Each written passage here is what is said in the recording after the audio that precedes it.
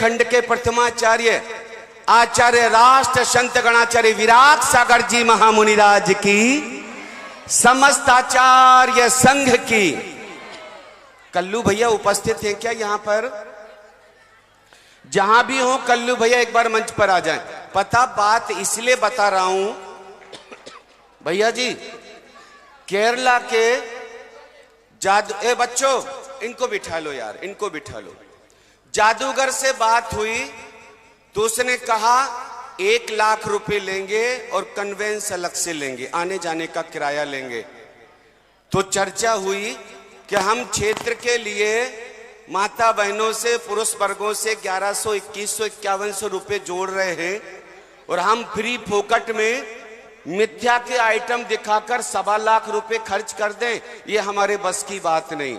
मैंने कल्लू भैया से कहा चिंता मत करो कल्लू भैया, आपको 1.25 लाख खर्च करने की आवश्यकता नहीं, ये अपना जैन बेटा है, अपना कलाकार है। हम भी प्रयास करेंगे कि आपको जादू दिखाकर इस क्षेत्र के लिए 1.25 लाख रुपए बचा कर देंगे। ताली बजाओ एक बार। जो वो दिखाएंगे वही हम दिखाएंगे। आज आप देख रहे होंगे कि हम नित्य प्रतिदिन नई शेरवानी पहनते थे, आज हमने थोड़ी सी फटी पुरानी शेरवानी पहनी है। बाबूजी थोड़ा सा ध्यान चाहेंगे आप सबका, प्लीज कार्यक्रम थोड़ा सा देखिएगा। अच्छा सुनो, आपको एक चैलेंज दे रहा हूं। मैंने इस शेरवानी के अंदर नोटों की गड्डियां छुपा रखी हैं, मैंने इसमें जादू की छड़ी छुपा रखी है, मैंने कई आइटम इसमें छुपा रखे हैं, लेकिन तुमको पकड़ के बताना है कि चक्रेश भैया ऐसे तुमने नोट निकाल कर बना दिए, ऐसे तुमने ऐसे कर दिया। बस यही है जादू, केवल हाथ की सफाई है, ना कोई जादू टोना, ना कोई जिंद सिद्ध किया जाता है, ना कोई जादू का मंत्र होता है, बस हाथ की सफाई होती है। हम आपको जादू करके बताएंगे और कैसे होता है जादू सिखाकर जाएंगे। सीखोगे बच्चों? बिल्कुल चुप होकर बैठना। आइएगा, जादूगर के पास एक छड़ी होती है, जादू की छड़ी से कोषाध्यक्ष जी आकर यहां बैठ जाओ।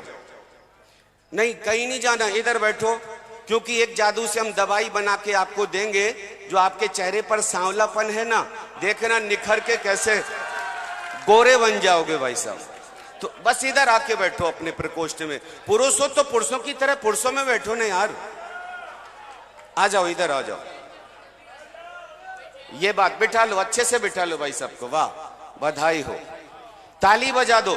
दिन भर लगे रहते हैं, कितना दान आया, कितना गया, कैसे क्या है, एक बार शख्सियत के सम्मान में ताली बनती है। और एक ताली, इंद्रेश बैठे हैं क्या यहाँ पर? क्या गजब का लड़का है यार। अच्छा, जहां भी हो इंद्रेश भैया आवाज सुन रहे हो, 24 घंटे लगे रहते हैं, ताली बजाओ उनके लिए। और भी जितने भैया लोग बैठे हैं, मैं नाम नहीं जानता, पर भगवान कसम, वाह क्या संचालक हैं यार। शादी हो गई आपकी? मैंने तो 2 दिन इनका संचालन देखा, तुरंत लड़की वालों से बात भी कर ली। मैंने कहा यार क्या, वो भी संचालिका है, इसलिए जोड़ी मिलती प्रतीत हो रही है। बस कुंडली का इंतजाम हम लेके जाएंगे भैया। एक बार पूरी टीम के लिए जोरदार ताली बजाइएगा। लोग झूठ कहते हैं, लोग झूठ कहते हैं कि दिया जलता है, लेकिन सच बताना कौन जलता है? बत्ती जलती है और घी जलता है, नाम दिए का होता। हम लोग ये बैठे हैं, केवल दिया नाम है हम लोगों का, हम लोगों ने कार्यक्रम किया। लेकिन बंधु, सच जिसने समर्पण से, तन से, मन से, धन से इस क्षेत्र के लिए जान झोंक दी, पूरा समर्पण कर दिया, वह असली घी और बत्ती का काम हमारे नवयुवक कर रहे हैं, हमारे कमेटी के पदाधिकारी कर रहे हैं। एक बार तहे दिल से निस्वार्थ भावना के लिए जोरदार ताली बजाइएगा। आइए बंधुओं, चलते हैं, आपको जादू दिखाते हैं। इन हाथों से, एक रूमाल से मैं जादू की छड़ी बनाऊंगा, और उस छड़ी बनने के बाद फिर आपको जो छड़ी से हम मांगते हैं वह छड़ी देती जाती है। थोड़ा सा इधर आ जाओ, मेरी गोपनीयता आप पकड़ लोगे, इसलिए कोई भी जादूगर पीछे नहीं बिठालता है। आइएगा, आपके घर आंगन का आपका अपना बेटा है, कोई भूल चूक भी हो जाए देखा करते हुए आनंद लेना आपको जादू सिखा कर जाएंगे। आइए शुरू करते हैं। कैसे भैया जी? हम रूमाल से जादू की छड़ी का निर्माण करते हैं। हमारे श्रेष्ठतम प्रतिष्ठाचार्य देखो बिल्कुल पतले से हैं, अभी गला खराब है, लेकिन जब इनकी आवाज आप सुनोगे ना, बोली लगाने का तरीका, कार्यक्रम कराने का तरीका, पूरे भारत ही नहीं पूरे विश्व में जाने जाते हैं पुण्यांश भैया। एक बार जोरदार ताली बजाइएगा, वंदना करते हैं, प्रणाम करते हैं भैया जी के लिए। और मैं तो ये बता दूं कि वो चर्या है भैया जी की। भैया आवाज बराबर रखना, थोड़ी सी और बढ़ा।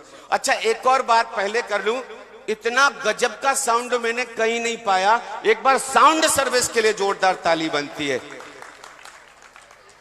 तो भैया जी के लिए मैंने 2 पंक्तियां अभी अभी लिखी, यदि सच कह दिया हो तो भैया जी को देखकर एक बार ताली बजा देना।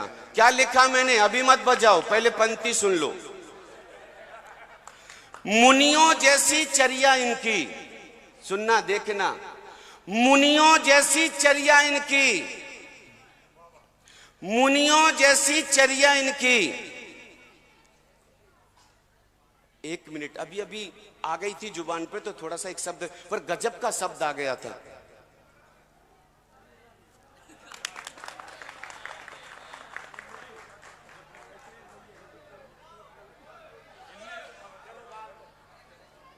हम कह रहे थे मुनियों जैसी चर्या इनकी, मुनियों जैसा कार्य रहा। चलो अभी आ जाएगी बैलान पर, बहुत गजब की पंक्ति तुरंत बनती तो 1 मिनट में आ जाएगी। हाँ एक बार जोर से कर लो ना, हो बस, अब इसके बाद नहीं करना। आइए हम आपको हाथों के इस करामात से आपको जादू की छड़ी का निर्माण करते हैं। लीजिए पंक्ति सुनाई देते हैं। मुनियों जैसी चर्या इनकी, आचरण उन्हीं के जैसे हैं। बोलो वाह भैया जी को देखकर। मुनियों जैसी चर्या इनकी, आचरण उन्हीं के जैसे हैं, पर केवल कपड़े आड़े आते वरना मुनियों जैसे हैं। केवल कपड़े आड़े आते वरना मुनियों जैसे हैं। अब देखो तुरंत की बनाई पंक्ति पर जोरदार है ना, इसलिए बोलता हूं शब्द। अब सुबह की एक पंक्ति और याद आ गई। आचार्य विराग सागर जी महाराज आने ही वाले थे। एक दीदी बोली हमसे, बोले भैया तुमने कूलर पंखों का इंतजाम नहीं कराया क्या? देखो मैंने उस शब्द को कैसे जोड़ा। सौधर्मेंद्र जी, एक बहन आकर बोली तुमने कूलर पंखे का इंतजाम नहीं कराया क्या? मैंने कहा क्यों? बोले कुछ लोगों को पसीना आता है, और सच बताएं जो मेरे बाजू में बैठी है, आप ये मत सोचना कि ऐसी बात क्यों कर रहे हो। मैंने उसके प्रति जो पंक्ति लिखी बस वो सुनाने का आश्रय है मेरा। वो बाजू वाली बोली इसलिए मैं पंखे की बात कर रही थी कि जो मेरी बाजू वाली बैठी है ना, इसके पसीने की बड़ी दुर्गंध आती है, वो तो झेल रही हूं 4 दिन से।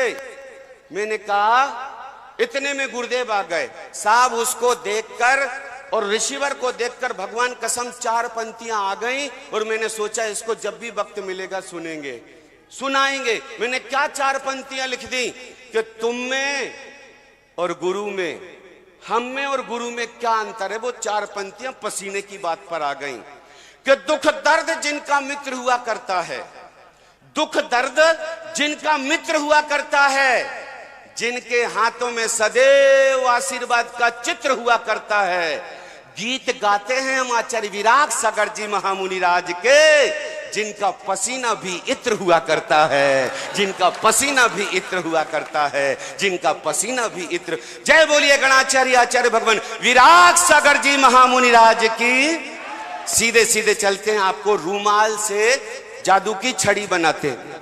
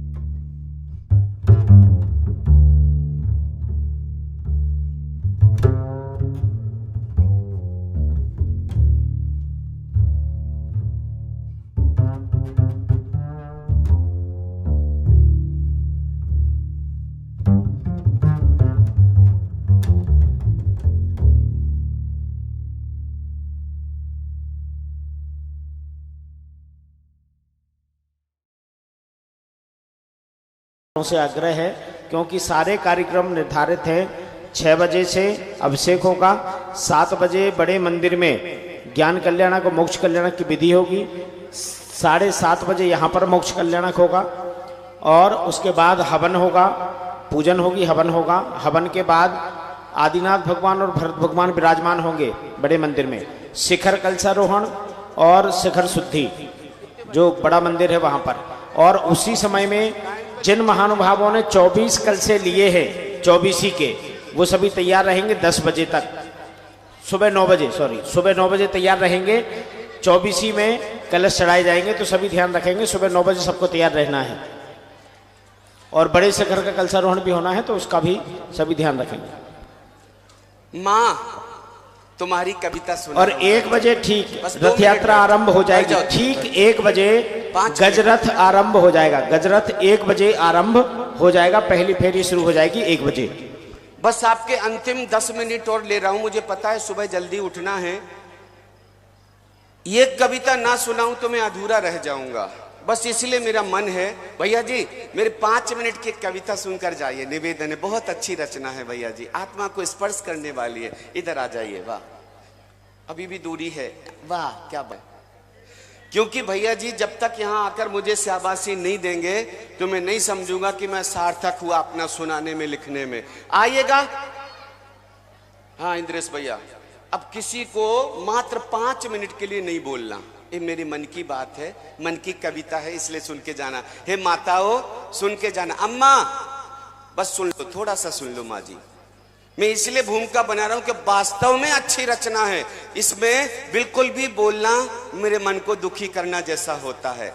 बंधुओं, मेरे युवाओं, मेरे साथियों, जय बोलिएगा शांतिनाथ भगवान की। 5 मिनट के लिए शांति बना के रखो। जहां पिताजी 5 मिनट प्लीज, क्योंकि आपसे ही मुझे पुरस्कार लेना है इस कविता में। बस पिताजी 5 मिनट, आपकी रचना बोल रहा हूं। एक बार पिताजी आप इधर आ जाओ। भैया पिताजी की कुर्सी इधर डालो। माँ है क्या? एक बार माँ, तीनों माँ में से कोई भी माँ है क्या यहाँ उपलब्ध? इधर आओ माँ। भैया जल्दी से दौड़ के कुर्सी डालो, फटाफट डालो। क्यों ना हम माँ की कविता, पिता की कविता पिता के ही सामने सुनाएं। बस 2 मिनट, जल्दी से आ जाओ माँ, जल्दी से आ जाओ। एक और डालो बेटा, कुर्सी डाल दो। और आओ पिताजी इधर आओ, आ जाओ। हाँ हाँ आ जाओ पिताजी, आओ। ये बात, आ जाओ माँ। अब सुनो, गौर से सुनो। आ रहे हो तो हाँ, आपका जोड़ा, चलिए कोई बात नहीं, सुनिएगा। बंधुओं, जीवन में अनेक मकान बना लेना, दुकान बना लेना, लेकिन एक काम और करना, जब भी कौन आवाज कर रहा इधर, मात्र 5 मिनट को मौन से बैठ जाइए। मेरी तपस्या है, मेरी पूजा है ये। एक घर में ऐसा भी कक्ष बनाना जिसमें जैसे ही प्रातः काल, हेलो, अपने माता पिता को उस कमरे में 2 कुर्सियां डालकर बिठालना। बिठालने के बाद उनके चरणों का प्रक्षालन करना, उनकी आरती उतारना और चरणों के जो गंधोदक जल है उसे माथे लगाकर दोनों हाथों से आशीर्वाद लेकर अपने दैनिक चर्या के कार्य करना। भगवान कसम, हर एक कार्य में आपको सफलता हासिल होगी। आपके सारे दुश्मन दूर हो जाएंगे, आपकी बाधाएं टल जाएंगी। ये माता पिता के आशीर्वाद का कमाल है। जहां वेदी में भगवान बैठे हैं, वहीं घर के भगवान हमारे माता पिता हैं। जी भर के सेवा कर लेना, यही मूल मंत्र दे रहा हूं एक कविता के माध्यम से। कहा गया, जैसे आज अपने, इंद्रेश भैया, जैसी सेवा आज अपने माँ बाप की कर लोगे, वैसे ही सेवा तुम्हारी संतान देखकर तुम्हारी भी बुढ़ापे में वैसे ही सेवा करेगी। कैसे करेगी? कि जीवन चक्र, भैया जी 2 पंक्तियां, पंडित जी साहब, जीवन चक्र समान जगत में यूं ही चलता जाता है। जो जैसी करनी करता है वैसे ही फल पाता है। तुम अपने मम्मी पापा पर जैसा प्यार लुटाओगे, सच कहता हूं, ब्याज जोड़कर तुम भी अपनी संतानों से पाओगे। ब्याज जोड़कर तुम भी अपनी संतानों से पाओगे। ब्याज जोड़कर तुम भी इसलिए ये कविता लिखनी पड़ी कि एक माँ 6-6 बच्चों को तो पाल लेती है, पर धिक्कार है आज के समय में इस भौतिकवाद की चकाचौंध में 6 बच्चे मिलकर एक माँ बाप का पालन पोषण नहीं कर पाते। तब लिखना पड़ता, माँ बाप की दुआ कभी खाली नहीं जाती। ये बात तो ईश्वर से भी टाली नहीं जाती कि बर्तन मांज कर 6 बच्चों को पाल लेती है एक माँ, पर 6 बच्चों से मिलकर एक माँ पाली नहीं जाती। 6 बच्चों से मिलकर एक माँ पाली नहीं जाती। ऐसे ही एक परिवार था। सोधर्मेंद्र जी, अब उपकार की बारी है, तुम्हारी तुम्हारी तुम्हारी। अगर लग जाए कि वास्तव में हृदय की बात कर दी तो वहां से उठकर शाबाशी दे जाना, पुरस्कार भी दे जाना, कोई मना ही नहीं। आइएगा, हम आपको वो रचना सुनाते हैं, कविता सुनाते हैं। माँ, एक पति पत्नी थे। एक पति पत्नी थे पिताजी। मां गर्भ से थी। पता, बिस्तर पर दोनों लेटे हुए थे। पति ने पत्नी के पेट पर हाथ रखा और दोनों में बातें चलने लगी। पता पति क्या बोला, अगर बेटा हुआ तुझसे तो मैं अपने बेटे को कलेक्टर बनाऊंगी, कलेक्टर बनाऊंगा। तो पत्नी ने हाथ हटाते हुए कहा, यदि बेटी हुई तो कसम से मैं अपनी बिटिया को डॉक्टर बनाऊंगी। ये चल रहा था दोनों के बीच, पर मुकद्दर तो देखो, पति एक्सीडेंट में मारा गया, इधर प्रसव पीड़ा हुई और पुत्र रत्न की प्राप्ति हुई। उस मां को एक बेटा मिला।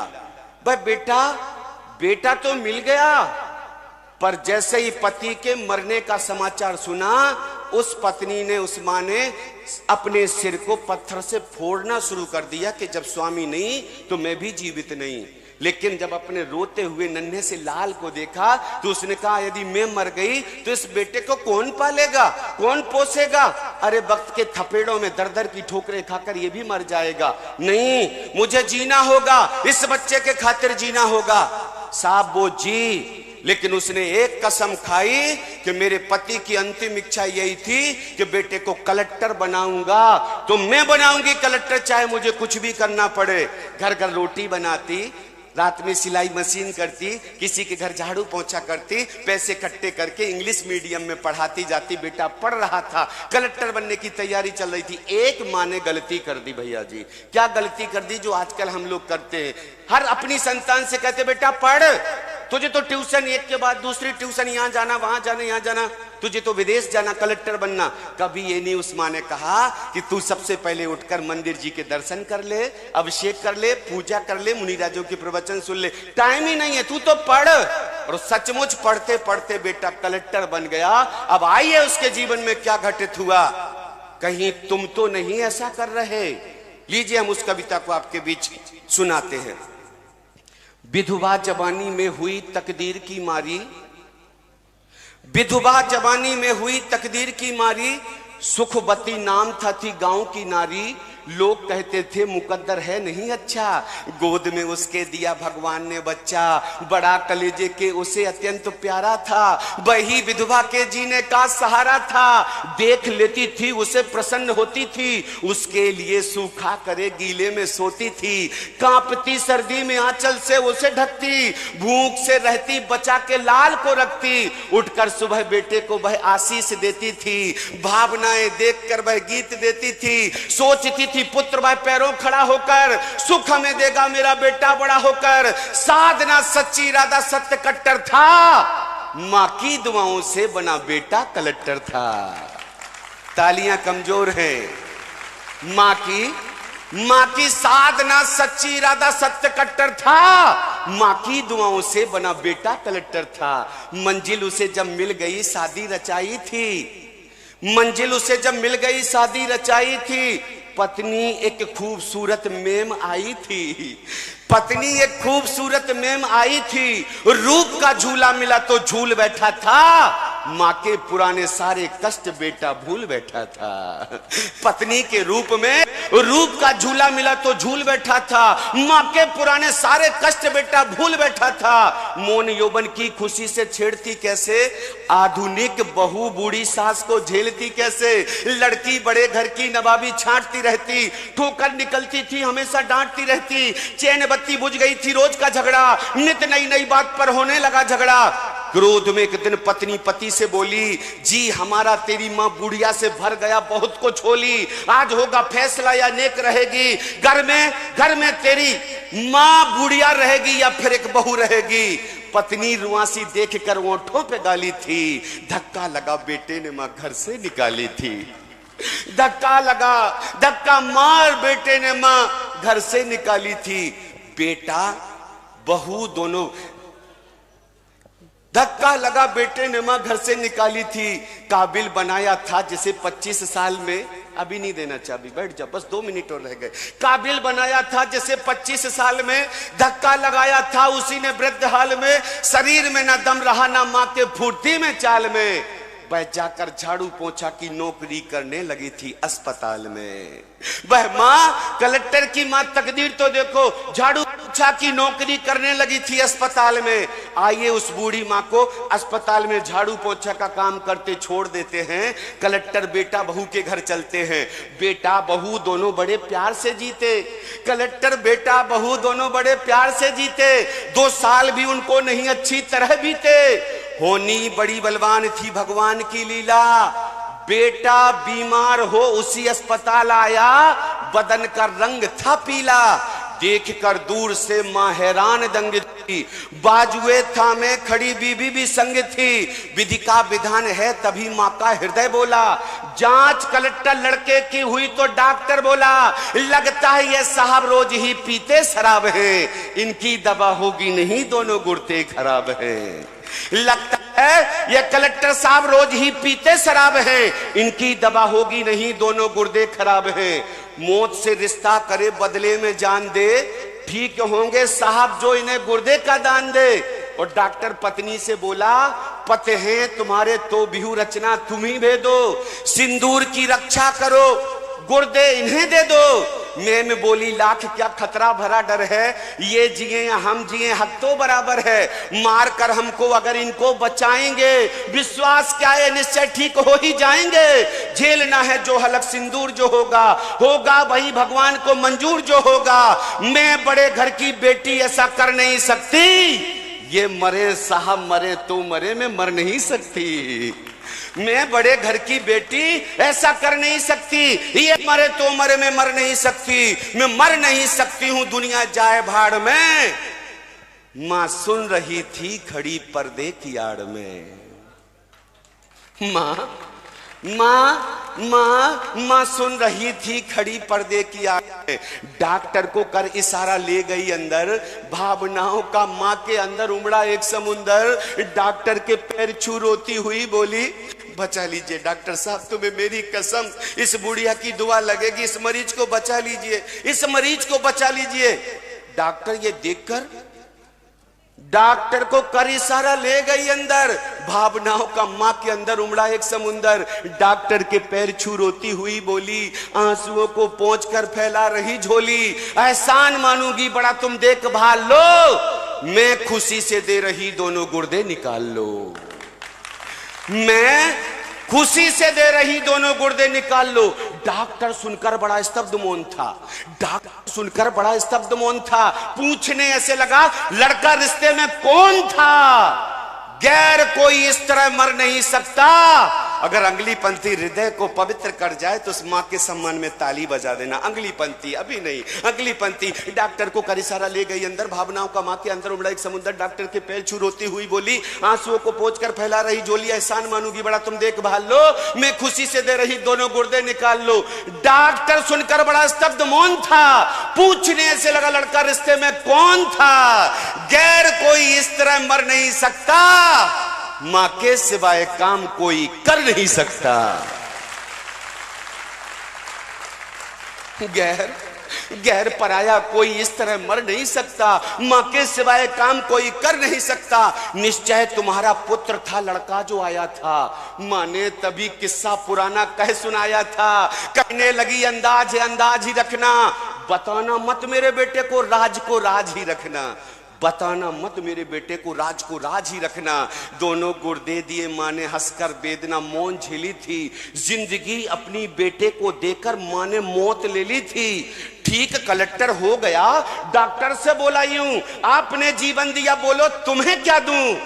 डॉक्टर बोला शर्म से डूब जाएगा, एहसान का बदला भला तुम क्या चुकाएगा, यह काम है उसका तुझे बचपन से पाला था, धक्का लगा तूने जिसे घर से निकाला था।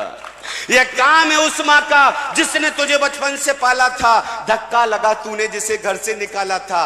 क्या करेगी आपसे भुगतान वह लेकर, अब स्वर्ग में बैठी तुझे जो जिंदगी देकर, रातों की नींद खोई थी दिन का चैन खोया था। आपकी औकात क्या दुनिया में कोई भी कष्ट इतना जिंदगी भर ढो नहीं सकता, माँ बाप के बिना बेटा उद्धार हो नहीं सकता। अंतिम 4 पंक्तियां, बरसें बसंती हो गई हर दिन दिवाली है, माँ बाप रूपी दौलत जिसे मिल गई वह सौभाग्यशाली है। जिंदगी आधी अधूरी दीनमयी है, माँ बाप मर गए जिसके मुकद्दर हीनमयी है। माँ ही जगत में स्वर्गीय खंभ है, पूजा करो माँ बाप की साक्षात ब्रह्म है, पूजा करो माँ बाप की साक्षात ब्रह्म है, पूजा करो माँ बाप की साक्षात ब्रह्म। ताली बजाओ एक बार। और अब सौधर्मेंद्र हक से आपसे 501 रुपए का पुरस्कार मांग रहा हूं, ताली बजा दीजिएगा। आपने स्वीकार भी किया है, और भी जिनका मन है पुरस्कृत कर सकते हैं। अब आप अपना मन बताइए। बहुत बढ़िया, हमारे इंद्रेश भैया ने भी 100 रुपए का पुरस्कार दिया है, आपको बहुत बहुत धन्यवाद। बोल दो पिताजी, मैं तो कल ले लूंगा, कोई बात नहीं। आदरणीय प्रांशु भैया ने भी 100 रुपए का पुरस्कार दिया है, आपको बहुत बहुत धन्यवाद। 100 रुपए, नाम बताओ भैया, बायोडाटा लेके आना। आदरणीय रोशन भैया की ओर से भी, वाह, हमारे पिताजी जगत पिता हैं, 501 रुपए का पुरस्कार इस कविता पर प्रसन्न होकर दिया है। कविता की पहचान पहुंच आप जानते हैं, बहुत बहुत धन्यवाद। 100 रुपए का पुरस्कार श्री भैया अजित जैन आपकी ओर से भी आया है, बहुत बहुत धन्यवाद। और हमारे गैसाबाद के सौधर्मेंद्र आप भी दे रहे हैं 200 रुपए का पुरस्कार, आपको बहुत बहुत धन्यवाद हो। वाह, आइएगा। अच्छा माँ, अब आप चाहो तो जा सकते हो, कोई बात नहीं। हमारी माँ भी दे रही है, वाह, बहुत बहुत धन्यवाद। 100 रुपए का पुरस्कार, और 100 रुपए और भी आए हैं, बहुत। आदरणीय पदम जैन की ओर से एक माँ भी 100 रुपए का पुरस्कार दे रही है, बहुत बहुत धन्यवाद। वाह, 500 रुपए का पुरस्कार दिया है, नाम बता दीजिएगा।